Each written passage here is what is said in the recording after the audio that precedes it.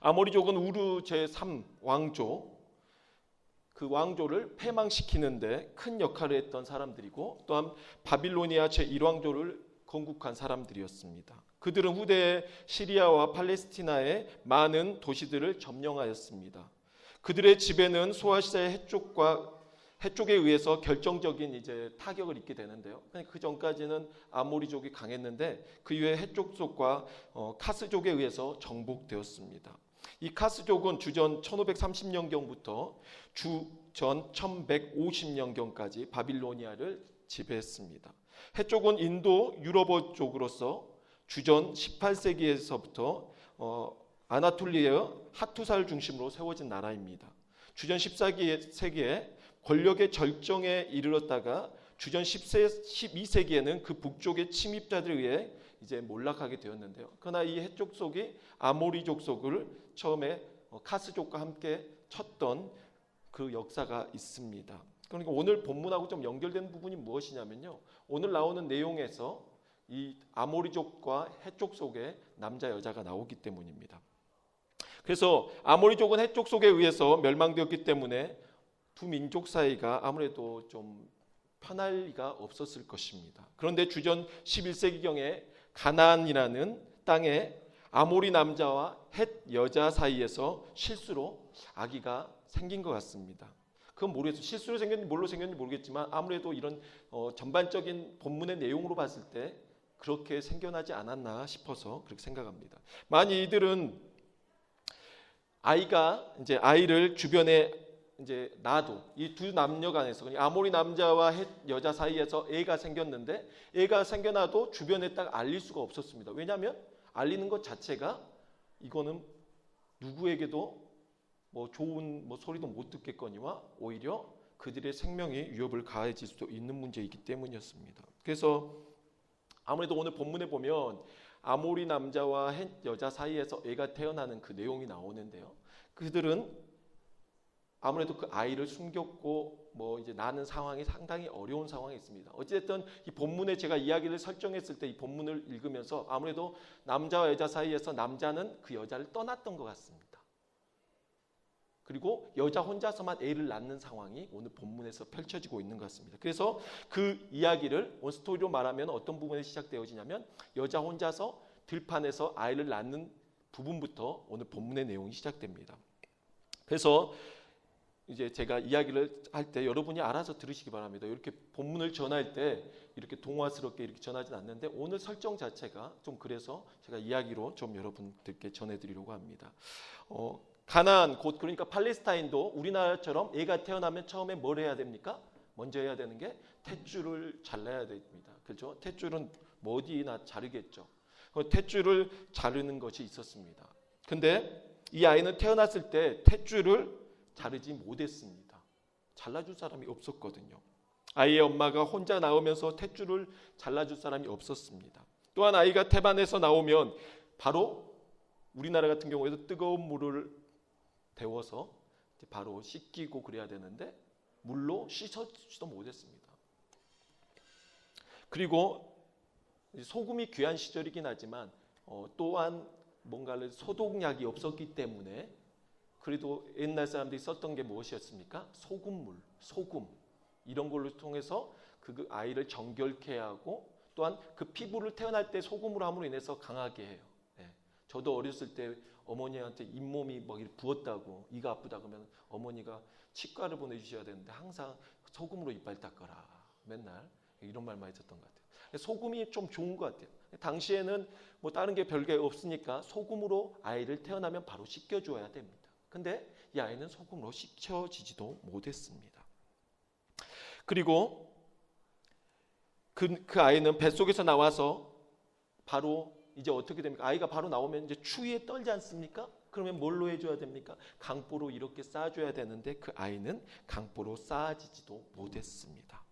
나와서 추워서 떠는 아이를 강보로 쌓아지도 못한 채로 이 아이는 특별히 또한 태어나자마자 부모에게 사랑도 못 받고 이 아이는 그냥 이 성경에서 나온 그대로 전하자면 그 내용을 사람들이 혐오했다라는 표현을 쓰고 있습니다. 그 아이를 혐오하고 싫어했는데 몹시 싫어했다라고 나오는데요. 어느 정도로 싫어했다라고 표현이 되냐면 아이를 똥으로, 오물로 취급할 정도로 싫어했다라고 성경은 기록하고 있습니다. 그러니까 되게 사랑받지 못한 아이였습니다.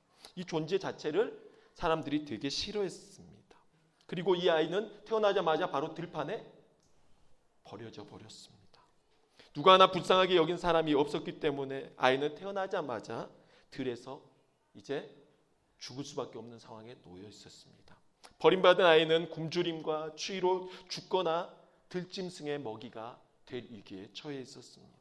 아이는 추워서인지 아니면은 배고파서인지 아니면은 뭐 버림받아서인지 뭔지 몰라도 서럽게 울었던 것 같습니다. 이 아이가 서럽게 울 때 지나가던 나그네가 그 아이를 발견하고 그 아이를 불쌍하게 여기고 그 아이를 구해줍니다.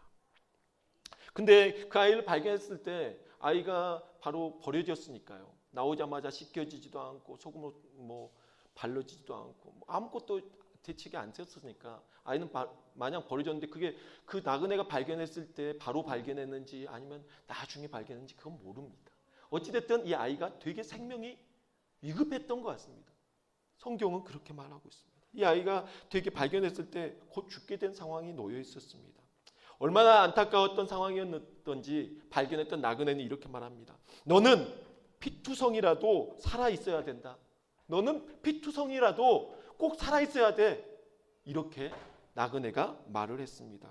그리고 그 사람은 나그네는 이 아이를 위해서 모든 것을 하기 위해서 힘썼습니다. 그 후 아이는 기적적으로 살아났고 나그네는 그 아이를 위해서 자신의 모든 것을 아낌없이 들에 풀같이 많이 쏟아부었습니다. 7절 말씀입니다. 거기에 나옵니다. 그 여자아이를 들판에서 발견하고 살려낸 나그네는 다름 아닌 내용에서 보면 왕자였습니다. 왕자는 자신의 능력으로 성 밖에서 자신의 하녀를 통해 그 불쌍한 여자아이를 기르도록 했습니다. 그 여자아이는 어느덧 아름다운 여인의 모습으로 자랐습니다. 왕자는 위장을 하고 성 밖으로 나가서 멀리서 그 아이가 성장하는 것을 지켜보았습니다. 왕자가 지켜보는 여자아이의 모습엔 늘 어두운 그늘이 가린 것처럼 보였습니다. 왕자는 그 여자아이를 볼 때마다 그 아이를 발견한 순간이 떠올라 안타까움에 항상 눈에 눈물이 고였습니다. 세월이 흘러 왕자는 이제 왕이 되었습니다. 나라 대신들은 왕이 이제는 아름다운 왕비를 얻게 되기를 바라며 주변 나라의 공주들과 또한 나라 안에서 가장 존귀한 지위에 있는 자제들과 어떻게 소개하기 위해서 노력을 했습니다. 그러나 왕자의 생각은 온통 어떻게 하면 그 여자아이가 행복하게 살까, 그 여자아이를 어떻게 하면 행복하게 해줄까라는 생각에만 젖어 있었습니다. 왕의 머릿속은 그 불쌍한 여자아이 생각으로 가득 찼고 왕은 그 여자아이를 성으로 데려와 살 계획을 세웠습니다. 그 여자아이의 신부는 모든 사람의 조롱거리였고 대신들은 너무나 심하게 반대했고 주변 나라들도 왕비가 되기에는 집안이나 외모나 특별할 것이 없는 그 여자를 조롱하고 또한 비난했습니다. 그러면서 왕까지도 함께 조롱받고 주변 나라에 이제 부끄러움을 사게 되었습니다. 그러나 왕은 전혀 개의치 않았습니다. 왜냐하면 왕의 생각 속에는 오로지 그 여자만을 귀하게 여기고 그 여자만 기쁘게 해주는 것으로 만족했기 때문에 주변 사람들의 시선은 의식하지 않았습니다. 이제 결혼식 날이 되었습니다. 결혼을 할 때 왕은 주변 나라들이나 주변 사람들이 무시하고 비난하고 조롱한 만큼 이 왕비를 그러니까 이 여인을 왕비로서 사람들에게 존중받게 하기 위해서 모든 것을 쏟아 부었는데요. 이렇게까지 다 해주었습니다. 그 결혼식 날 최고의 향유를 바르고 그리고 지금까지 세상에 없던 아름답게 수놓은 옷을 입히고 물돼지 가죽신 최고의 신입니다. 그 신을 신기고 최상품 가는 배로 두르고 모시로 덧입히고 여러 가지 폐물을 채워주고 팔고리 손목에 끼우고 목고리를 목에 걸고 코고리를 코에 걸고 귀고리를 귀에 달고 화려한 왕관을 머리에 씌웠습니다. 이처럼 금과 은으로 장식하고 세상에서 가장 귀하고 아름답게 여인을 꾸며 주었습니다. 왕은 왕비에게 아름다움과 권세를 부여해 준 것입니다. 왕비의 식탁은 왕처럼 똑같이 오히려 왕보다 더 좋은 걸로 채워주었고 더 이상 백성들과 주변 나라들이 무시할 수 없는 부와 명예를 그녀에게 안겨주었습니다. 그러나 그 피투성이었던 아이가 왕비가 된 후에 너무나 많은 왕의 관심과 사랑 속에서 부족함이 없이 살게 되니까 그 왕비는 변해가기 시작했습니다. 이제 이 다음부터가 좀 동화와 다른 내용입니다. 미모도 평범했던 왕비라는 지위와 옷과 여러 가지 폐물로 꾸며진 자신의 화려함과 왕으로 인해 생겨난 명성으로 스쳐 지나가는 모든 남자들과 부적절한 관계를 맺었습니다. 어릴 적부터 왕비를 지켜본 왕은 왕비가 자신만의 여자이기를 바랐지만 더 이상 왕비는 왕만의 여자라고 부를 수 없게 되어버렸습니다. 왕이 하사한 다양한 각색의 의복천으로 토속신을 숭배하는 산당을 꾸며놓았고 그곳에서 다른 남성들과 행음까지 하였습니다. 이런 일은 역사 속에서 전무후무한 일이었습니다. 또한 왕이 준 금, 은, 장식품으로 여러 가지 모양의 우상들을 만들어 버렸습니다. 왕이 왕비에게 준 옷으로 오히려 자기가 입은 게 아니라 왕비 입으라고 준 옷으로 우상에게 입혔습니다. 왕이 준 최상품의 감람류와 최고 향을 우상 숭배를 위해서 매일같이 그걸로 자신의 몸에 바른 게 아니라 산당에다가 우상으로 해서 피웠습니다. 왕의 식탁에 오르는 귀한 여러 가지 밀가루와 기름과 꿀을 자신이 만든 그런 금은 신상의 제물로 이제 사용을 했습니다. 더욱 놀라운 사실은 왕이 이 모든 사실을 알고 있었다라는 것입니다. 하지만 피투성이 채로 들판에 버려져 있던 왕비의 지난 날을 생각할 때마다 불쌍하고 가엾게 생각해서 이해하고 참으려고 노력하였습니다. 그런데 드디어 왕이 참지 못하는 상황이 발생했습니다. 피투성이던 아이를 왕비가 되게 하였는데 왕비는 오히려 자신이 만든 금은 신상을 섬기는 사제의 말을 듣고 왕자를 강한 왕이 되게 하기 위해서 그 신상 앞에 바치고 또한 불로 지나가게 했습니다. 원래 옛날에는 그렇게 했습니다. 그렇게 우상 앞에서 자녀들을 불 사이로 지나가게 함으로 인해서 이 자녀가 건강하게 되어진다고 생각했고 강해진다고 생각했습니다. 그렇게 해서 지나가게 했는데 그 불 사이로 지나갈 때 자녀가 죽어버렸습니다. 왕은 그래서 분노한 것이죠. 그러면 이 왕비는 반성하고 돌아오며 슬퍼하는 것이 아니라 오히려 이 여인은 더 변심해서 이 여인은 여러 남자들과 더욱더 간음하게 되었고 역사에 없었던 최악의 왕비가 되어버렸습니다.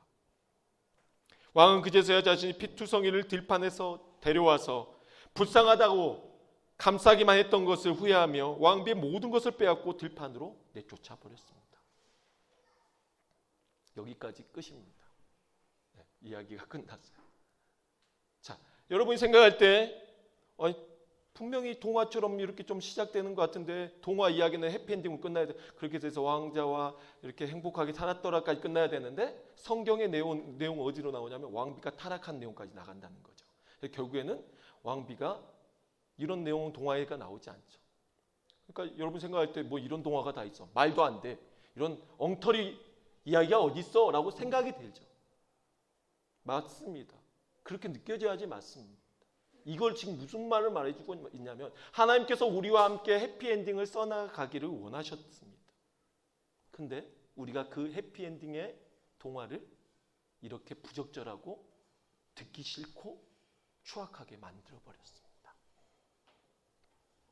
하나님께서 얼마나 우리를 사랑하셨는지 모릅니다. 그런데 우리는 우리의 인생을 하나님께서 우리에게 부여하신 것들을 미성년자 관람불과 호러물처럼 보기 끔찍한 걸로 바꿔버렸다는 것입니다. 여러분의 이야기를 들으면서 어떤 느낌이 드십니까?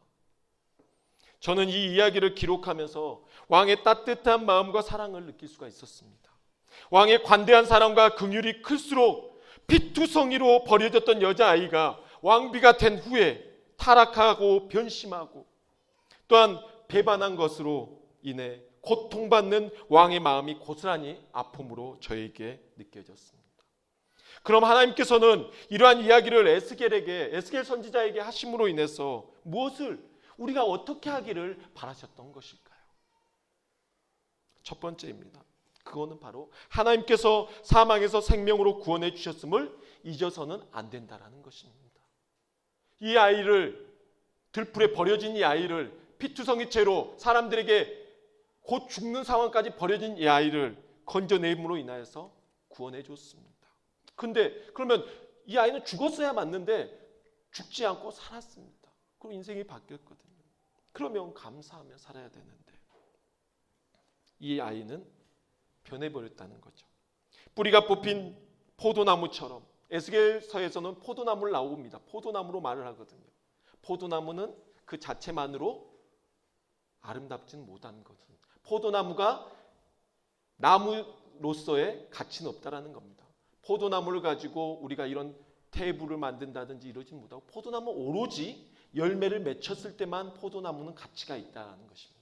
그렇기 때문에 이스라엘 백성이 하나님 옆에 물가에 심기운 나무처럼 하나님 옆에 있을 때만 비로소 이스라엘이라는 이 여인은 아름답게 빛나게 된다는 것입니다. 왜 여기서 여인으로 표현을 했을까요? 우리도 여기에서 이탈리아어로 교회를 케이자라 그러잖아요. 여성용으로 씁니다. 우리가 에클레시아, 교회들을 표현할 때 다 여성용으로 씁니다. 왜 교회를 여성으로 말하냐면요. 우리 교회의 주인이시고 신랑 되신 분은 오직 예수 그리스도이시기 때문입니다. 그리고 교회는 그의 신부 되기 때문입니다. 그러면 오늘 우리에게 이 들려주는 에스겔서를 통한 이 내용이 이스라엘만을 지칭하고 말하는 것이 아니라 그 이야기는 곧 우리에게 적용이 된다는 것입니다. 이스라엘의 타락은 곧 누구의 타락입니까? 오늘날의 교회의 타락으로 연결될 수 있다는 것입니다. 이스라엘의 버려짐, 피투성이채로 버려진 그 버려진 상태는 오늘날의 교회들이 우리가 이처럼 버려졌던 자들임을 깨닫게 합니다. 포도나무가 결국에는 열매를 맺어야 된다는 것입니다. 하나님께 붙어 있어야 된다는 것입니다. 예수 그리스도께서 독생하신 하나님의 아들이신 그가 우리를 위해서 우리를 살리기 위해서 십자가에 달려 죽으셨습니다. 우리는 뿌리가 없는 나무처럼 잘려져 버렸습니다. 그러나 그가 우리를 살려주신 것입니다. 어떻게 살려주신 것입니까? 십자가도 뿌리가 없습니다. 그러나 예수 그리스도께서 보배 피를 흘려주심으로 말미암아 그 십자가의 그 나무에서는 많은 열매가 맺혔고 오늘날의 전 세계에 예수 그리스도를 믿음으로 말미암아 구원 얻은 사람들이 이처럼 많은 열매를 맺게 되었습니다. 이처럼 예수 그리스도께로 우리가 붙어 있을 때 살아난다는 것입니다. 원래 우리는 잘린 나무가 되어버렸습니다. 나무가 잘렸습니다. 원래 우리가 존재가 무엇이냐면 우리는 들감람나무와 같습니다. 들포도나무라고 표현까지 성경에 나와 있습니다. 그러니까 우리는 들포도는 가치가 없어요. 상품성이 없습니다. 그렇기 때문에 잘라버리거든요. 근데 이걸 잘라가지고 참포도나무에다가 접붙임을 하니까 이 들포도나무에서 뭐가 납니까? 참포도 열매가 맺혔다라는 것입니다. 그래서 성경은 말합니다. 너희가 예수 그리스도께로 접붙임 바 되어지기를 바라는 것입니다. 사랑하는 성도 여러분, 우리의 모든 것들, 우리 하나님께서 우리를 부르셨을 때 우리가 지난날에 들포도 맺었던 우리의 삶을 다시 그리하며 그리로 돌아가는 게 아니라 우리의 삶을 처절하게 잘못됐던 것임을 잘라내고 우리는 예수 그리스도께로 접붙임 되어야 한다는 것입니다. 그래서 예수 그리스도의 그 구원하심과 그 은혜에 감사하며 살아야 한다는 것입니다. 둘째, 우리는 그럼 어떻게 살아야 된다? 미천한 자들을 하나님의 자녀 삼아주심을 우리는 잊어서는 안 될 것입니다. 하나님께서 이처럼 예수 그리스도로 말미암아 우리를 뭐가 되게 하셨냐면 양자 되게 하셨다는 것입니다. 이게 젖붙임하고 비슷한 용어인데요. 우리를 성경에서 뭐라고 말하냐면 아빠 아버지라 부르느니라 라고 말합니다. 그러니까 원래는 우리 아버지가 아니죠. 그러나 예수 그리스도께서 우리를 십자가를 위해서 우리를 위해서 죽으심으로 말미암아 우리가 그를 믿을 때 하나님께서 우리를 뭘로 삼아 주셔서 하나님의 자녀로 삼아 주시는데 예수님은 정말 하나님의 바로 아들이고 우리는 아들이 아니에요. 원래 우리는 죄의 종된 자들인데 예수 그리스도로 말미암아 우리를 뭘로 삼아 주신 거예요? 양자로 삼아 주신 거죠. 원뿌리가 아닙니다. 우리는 젖붙임 바 되어진 것입니다. 그래서 우리가 이걸 잊지 말아야 된다는 겁니다. 우리의 원뿌리가 무엇이었냐? 우리는 어떤 사람들이었냐? 우리는 처음부터 미천한 자들이었고 버림받아야 마땅하고 우리는 죄 가운데 죽어야 할 마땅한 자들인데 예수 그리스도 때문에 우리가 구원받게 되었다는 것을 잊어서는 안 된다는 것입니다. 그러면서 우리가 늘 하나님 감사합니다라고 살아야 됩니다. 세 번째입니다. 우리는 은혜를 배신으로 갚아서는 안 됩니다. 하나님께서 어떠한 긍휼과 사랑을 베푸셨는지 우리는 오늘 본문을 통해서 보았습니다. 그런데 오늘 본문 다음에 바로 이어지는 내용이 뭐부터 시작하냐면 그러나 라고 시작합니다. 하나님께서 너희에게 이렇게 해 주었는데 그 버려진 그 아이를 이렇게 해주고 이렇게 많은 것을 주었는데 그러나 라고 시작됩니다. 그러나 그는 이렇게 떠나서 부패하고 타락하고 음행하였고 우상을 숭배하였더라라고 넘어간다라는 것이죠. 은혜란 값없이 주는 사랑을 의미합니다. 은혜를 갚는다는 것은 은혜를 기억한다는 것입니다. 곧 지난날 우리의 초라했던 과거를 기억하고 현재 우리에게 베풀어 주신 하나님의 사랑을 기억하는 것입니다. 배신의 시작은 감사한 마음이 조금씩 우리에게서 잊혀져 가는 것입니다. 사라져 가는 것입니다. 은혜를 조금씩 잊혀져 갈 때에 우리는 가룟 유다처럼 배신하게 되는 것입니다. 우리는 배신하지 않기 위해서 늘 하나님께 감사하는 마음을 가져야 합니다. 우리가 생각할 때 조금씩 하나님 앞에 멀어져 갈 때 우리는 그거에 대해서 괜찮다고 생각할 때 우리도 모르는 사이에 우리도 배신자가 되어버린다는 거죠. 우리 안에서 배신이 싹트게 된다는 거죠. 우리 안에서 감사하고 그 감사를 무엇으로 표현합니까? 기도하고 또한 찬양으로서. 찬양은 곡조 있는 기도입니다. 그래서 우리가 찬양과 기도로서 하나님 앞에 늘 하나님 감사합니다. 우리 구원해 주신 것 감사합니다. 이렇게 늘 잊지 않고 반복함으로 인해서 여러분 안에서 생겨나는 게 무엇입니까? 그 감사의 열매, 성령의 열매가 여러분 안에서 피어나는 것입니다. 성경은 말합니다. 우리 안에 열매를 맺힐 수 있다는 것을. 사랑과 희락과 화평과 오래참과 자비 양성과 충성과 온유와 절제의 성령의 열매를 우리 안에서 맺으라고 말하고 있습니다. 우리가 예수 그리스도께로 붙어 있으면서 감사하며 그 은혜 성령의 그 은혜로 말미암아 살아갈 때 충만으로 살아갈 때 우리 안에서 그러한 열매를 맺을 수 있다라는 것입니다. 마지막입니다. 하나님은 세상에서 별다를 것이 없는 오히려 더욱 자랑할 것이 없는 우리와 같은 민족을 하나님의 백성으로 삼아 주셨다라는 것입니다. 그러나 그 민족은 자신들만이 하나님께서 택하신 백성, 곧 선택받은 민족, 우리만이 선민이야, 우리만이 하나님께 선택받은 민족이야 라고 생각하면서 교만했다라는 것입니다. 그리고 모든 사람들을 멀리하고 배척했습니다. 그리고 자신들은 착각 속에서 뭐라고 착각했냐면 아니야, 하나님 우리는 절대 버리실 리가 없어. 왜냐? 하나님이 우리를 택하셨기 때문이고 우리만 자녀이기 때문이라고 착각했습니다. 그러나 BC 722년경에 아수르에 의해서 북이스라엘은 멸망해 버렸고 그리고 남유다는 BC 587년에 바벨론으로 인해서 멸망하였습니다. 어디에서 이게 시작되었습니까? 나만 내가 죄를 지든 뭐라든 내가 하나님을 배신하든 뭐라든 하나님은 나를 떠나지 않으실 거야.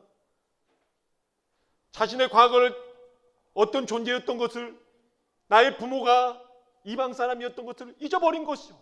제가 시작했을 때 뭐라고 했습니까? 아모리 남자와 헷 여자 사이에서 났습니다. 역사적으로 맞는 이야기입니다. 원래가 우리는 어떠한 종속입니까? 이방 나라 족속이었어요. 아브라함을 하나님께서 이방 나라에서 그대로 불러와서 가나안 땅에 두시고 그 민족을 통해서 하나님께서 하나님 나라 백성을 삼으신 것입니다. 그러니까 원뿌리가 원래가 우리가 자랑하는 그 원뿌리가 없다라는 것이죠. 이스라엘 사람들이 생각할 때 하나님께서 우리를 깨끗하고 정결하게 쓰셨다. 그거 아니라는 거죠. 막 자랑하면서 우리 순수혈통이라고 자랑하면서 살았던데 알고 봤더니 어떤 혼혈이었던 거예요. 착각하고 있었다라는 것이죠. 교만했다는 것이죠. 그래서 하나님께서는 이들을 전 세계 포로로 흩트러 버리셨습니다. 그 다음에 나중에 포로로 귀환했습니다. 그러나 또 정신을 못 차렸습니다. 다른 나라에 또 힘들게 됩니다. 나중에 로마에, 그리고 나중에는 이스라엘 백성들이 온 세계로 다 흩어져 버리고 그들은 또 히틀러에게까지 엄청난 많은 고난을 당하게 되었습니다. 어떠한 생각이 그렇게 만들었습니까? 교만이었습니다. 그러면 그래도 하나님께서 먼저 택한 그 백성, 이스라엘 백성 선민들도 하나님께서 그처럼 그들이 교만하고 오만하고 하나님을 떠나서 다른 것들을 믿고 따르고 우상을 가득하게 해서 하나님 버리셨는데, 하물며 오늘날에 우리가 크리스천이라고 말하면서 하나님은 여전히, 그리고 뭐 우리만이 무슨 선택된 백성인 것처럼 착각 속에 살아간다면 하물며 우리는 어떻게 되겠냐는 것입니다. 이스라엘 백성에게 말하기를 너희는 들불 속에서 그냥 피투성이죄로 건진받은 한 아이일 뿐이야. 그냥 핏덩어리 같은 너희일 뿐이라고 말하는데 하물며 그러면 우리는 어떠한 존재냐는 것입니다. 우리는 어떻게 해야 되겠습니까? 우리는 더 못한 존재임을 깨닫고 하나님께서 우리를 이처럼 존귀케 만드시고 예수 그리스도를 통하여서 우리를 하나님의 자녀 삼아주시고 우리를 양자로 삼아주셔서 하나님의 양자가 되었다는 건 곧 뭔 말입니까? 하나님의 나라 족속이고 곧 하나님의 기업을 이을 자이며, 또한 우리는 어떤 사람입니까? 우리가 애들이 찬양하지 나는 왕자다, 나는 공주다. 하나님 나라의 여러분은 왕자 공주가 된 것입니다.